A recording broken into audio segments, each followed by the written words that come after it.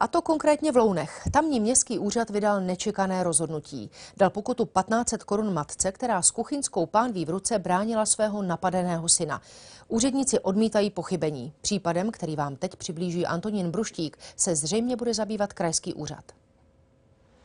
Měla jsem strach, že násilník, který se dobýval do bytu, mého syna zabije, popisuje noční příběh Marie Plevková. Škrtil mě, když mě neškrtil, snažil se mi vlastně sahat na genitálie, píchal mě prstama do očí. V pyžamu proto Marie Plevková vyběhla synovi na pomoc. Já jsem prostě popadla tu pánvičku a vyběhla jsem ven, že jo, protože říkám, to bylo první, co bylo po ruce. Útočníka, někdejšího druha budoucí snachy, pánvičkou praštila. Staré nádobí se ale rozpadlo. Šarvátku ukončili až policisté. Když se paní Plevková dozvěděla, že jí dala přestupková komise 1500 korun pokutu, byla v šoku. Narušila jsem občanskoprávní vztahy, no.